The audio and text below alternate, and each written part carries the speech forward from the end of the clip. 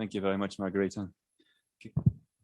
So my presentation will focus on a group of workers who, to talk about the theme of the conference, I think are a group of workers who are highly valuable, but not always highly valued.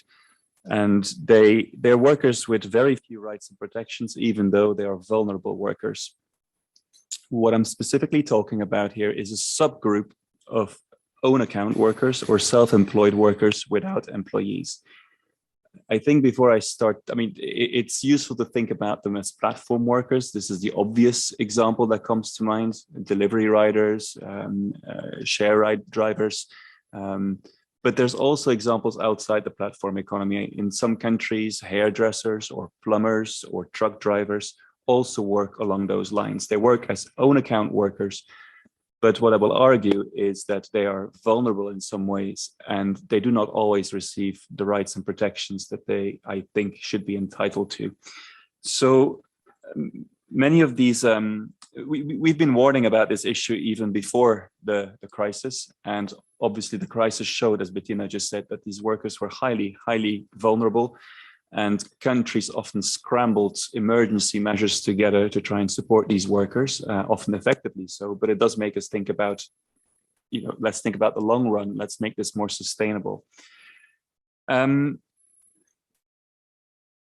So what I want to do in my presentation is give you a framework for thinking about who these workers are, what the sources of vulnerability are, and as a result, what should be done about it. And what I think what is really important, or one point that I want to bring across in my presentation, is that sometimes I feel that the emphasis is too much on employment status. I think employment status is important, but it's not the only reason for vulnerability among those workers. And I think that's very important, because the source of vulnerability will have an impact on the policy implications. And so as a policymakers, if you want to do something about and improve the rights and protections of these workers, you first of all need to identify what the source of the vulnerability is. And so in my view, there are three sources of possible vulnerability of these workers. One is the obvious one that's often talked about, which is misclassification of workers. The second source is kind of related to the classification issue and to the employment status issue, and that's workers who are left somewhere in between being a self-employed worker or an employee.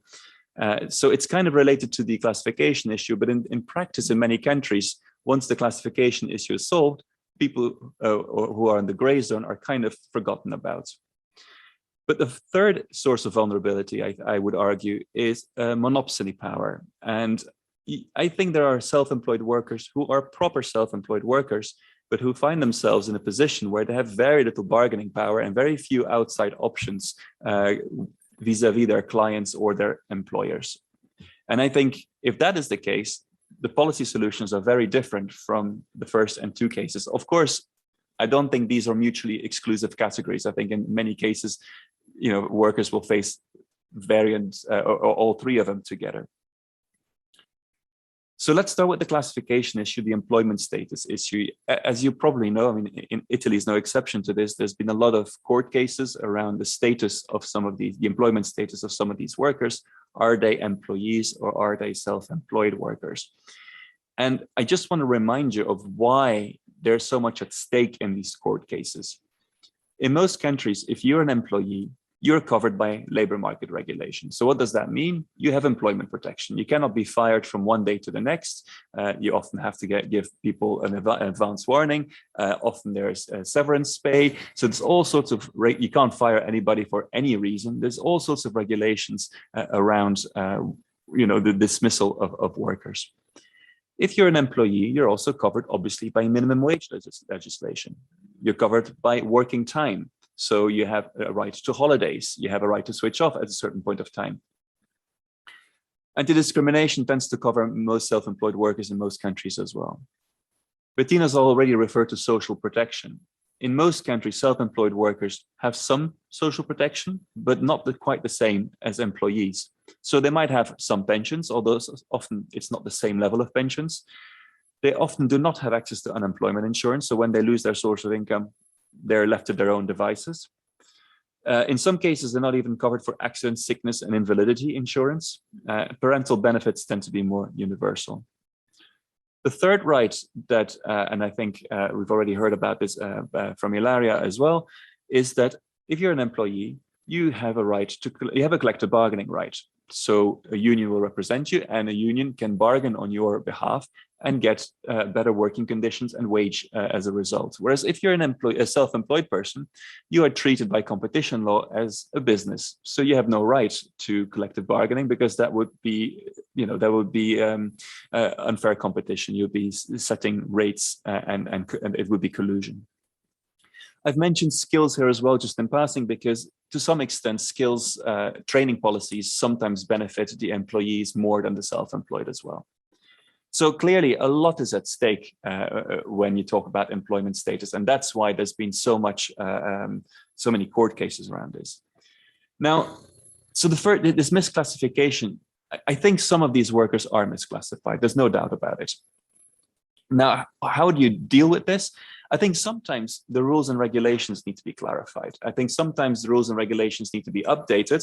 Sometimes it's also just a matter of communicating them. It might be that workers and employers are not very clear about what the rules and regulations are. It may be a genuine mistake. So clarifying this is very important, and also updating the rules so that they reflect the current reality. So through this, you're trying to make this group of misclassified workers as small as possible. For a worker, it's also very difficult to challenge their employment status. You're an individual vis-a-vis an organization very often, and there's a lot at stake. It's often very costly. So making it easier and cheaper for workers to challenge their employment status is also something that's going to help with the misclassification of workers. So reversing the burden of proof is something that I will come to in the next slide as well. Reducing court fees, simplifying procedures, protecting workers against potential retaliation from employers. These are all things that will make it easier for workers to challenge their employment status. It also helps if unions or labor authorities can take cases to court on behalf of workers. Again, because it's for a worker, there's so much at stake. It's so costly and time consuming to take your case to court as an individual. You can strengthen the labor inspectors and make them work together with tax authorities, because tax authorities clearly have an incentive to correctly classify workers, and I'll come back to that in a second. You can also strengthen penalties for firms that misclassify workers deliberately, and especially firms who do so repeatedly over time. And finally, I think in some countries, there are very strong incentives, monetary incentives, tax incentives to misclassify workers. And not just to misclassify workers, but also for workers to misclassify themselves. And this is the case of the Netherlands, for example, and I'll show you this in the following graph. What we're doing here, what we did here, this is a few years old now, and so some of this might have changed a little bit, but the point is still valid. What we did here is we compared taxes and social security contributions on employees, which are the red kind of diamonds. And we compared those to different types of self-employed workers in those countries, because you often have different statuses of self-employed workers. And so we've compared the taxes and social security contributions, both employer and employee, and compared them to employees to self-employed workers. You see that in most countries, there are some differences, but they're not enormous. So in Italy, at least when we did those calculations, in Hungary, United States, in Sweden, the differences are not enormous. But there are some countries like the Netherlands and the United Kingdom where there are very large differences in taxes on these different types of employment status. So it's a no-brainer if you're a self-employed worker or if you are an employer, to try and classify someone as a self-employed person, because you are going to pay so far fewer taxes. So clearly reducing these discrepancies is very important if you want to tackle misclassification. Now, so the first goal is to try and get this group as small as possible. Try and get workers correctly classified. I feel, but I know this is not a popular opinion, and some people may disagree with me, but I think there will always be workers who will be difficult to classify. So most countries have criteria for classifying workers, and you go through the criteria and you tick them, and then you say, okay, you tick them all, you're an employee, you should be treated as an employee. My feeling is that in most countries, even when you get the classification issue right, there will always be workers where you start hesitating about, and this is why courts have had so much difficulty in classifying some of these workers in the platform economy, for example. Now, what I would argue is that right now, what happens is that these workers are left as self-employed because they're not classified as employees. They're left as self-employed and they don't have any rights and protections as a result, even though I think they have vulnerabilities. So what I would say is, yes, by all means, focus on classification, but don't forget about these workers who will find themselves in the gray zone. Think about ways in which you can extend rights and protections to these workers as well. And the first challenge here is to identify what group you're talking about. Now, in the past, countries have come up with very practical solutions to this. They have, for instance, focused on specific occupations, or they have focused on the financially dependent self-employed. So these are self-employed workers who depend for most of their income on one client. These are all valid ways of doing it. They have their strengths and benefits. At the OECD, what we've been arguing, and this goes back to the inversion of the burden of proof, is right now what happens in most countries is that you have these lists for identifying someone and seeing whether they're an employee or not. So say you have 10 criteria, you need to tick all 10 of them before you're classified as an employee. What we've been saying is, why don't we do it the other way around? Go through the criteria. As soon as you start ticking some of them, that suggests that you have some vulnerabilities. So let's try and then think what rights and protections you should be entitled to, because you clearly you have some resemblance to employees.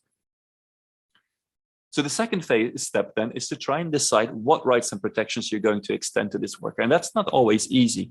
So it may be relatively easy to extend accidents insurance or collective bargaining rights or social protection rights. And many countries have done this. They have extended those rights to those workers. It gets a little bit trickier when you start thinking about minimum wages, when you start thinking about working time. It's possible. I mean, like New York City has introduced a minimum wage for Uber drivers. It's possible, but it's a little bit more complicated. And the third step that you may need to take is assign employer responsibilities in some cases. So for example, if you're going to extend collective bargaining rights to these workers, you need to decide who the bargaining partner is going to be. I mean, is it the platform or is it the clients? Who do they have to bargain with? If you're going to extend certain social protection rights to these workers, who is going to have the responsibility of paying and collecting social security contributions? So that's another thing that you need to sort out. Now, I want to move to the final source of vulnerability, which I think is often forgotten about in these discussions around platform workers, but also workers more broadly, I would say, who find themselves in the situation. And that's labor market monopsony. It's partly because this is a relatively new topic in labor economics. Only recently have economists started measuring this, and only recently have economists started realizing that this is a significant issue in many labor markets. I mean, labor markets are not perfectly competitive. And what happens these are situations where workers may be perfectly self-employed and perfectly classified as self-employed, and it's correct, but they don't have many outside options. They cannot just walk away and say, I'm going to find another client, I'm going to do something else. They are stuck with one or two clients who have a lot of power, and they have, as a result, very poor bargaining power. And often this is made worse for these self-employed workers because they themselves are not entitled to bargain collectively. So it makes it even more complicated. So my first point here is that for these workers, in some cases, there is an argument to extend collective bargaining rights to them. So some vulnerable own account workers, I believe that this is the case in agriculture, where some farmers can negotiate collectively because they have only a few clients who purchase their produce, so they're allowed to bargain collectively. Australia has introduced the right for small firms, own account workers, to bargain collectively. So this is already being done. Some countries have extended collective bargaining rights to some self-employed workers in the gray zone, like Germany and Sweden have done this. But this is not the only thing you can do. You can also use labor market regulation to counteract some of the negative effects of monopsony power. I mean, if you think about the minimum wage, there's a lot of research on the minimum wage that shows that the minimum wage has no effect on employment. And one of the reasons that's put forward is that these workers are often in a monopsonistic labor market where wages are being pushed down below their competitive level. So through labor market regulation, you can address some of the negative consequences of monopsony power. And the final thing you can do is, of course, address monopsony power head on. And I'm not going to talk extensively about this, but there are some platforms out there, not all, but there are some platforms out there, especially platforms who tend to be at the higher end. So for high skilled workers who have clauses in their agreements, which prohibits people from leaving the platform and working with clients outside the platform that they've met on the platform. I mean, these are kind of non-compete clauses and they're anti-competitive practices. So getting rid of these kind of clauses would be helpful. Often workers don't understand how platforms work, how the algorithms work, how their remuneration is decided upon. And this makes it very difficult for them to decide what the alternatives are. Where can I earn more or less than on this platform? And so transparency is another important issue because it increases the bargaining power of these workers. They know what they're arguing about, what they're bargaining about. And finally, one thing that can also be done is by making the labor market for these workers work better. I mean, often these workers have no outside options because they don't have skills, or they don't have the information available to look for jobs elsewhere. If you think about certain platforms, it tends to be disproportionately recent migrants who tend to work on these platforms. Why? Because the entry barriers to these platforms are low. It's an easy job to get, and they don't have many outside options.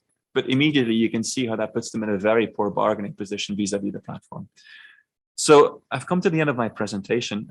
As a summary, thinking about these self-employed workers that are vulnerable, think very carefully about what the sources of the vulnerabilities are.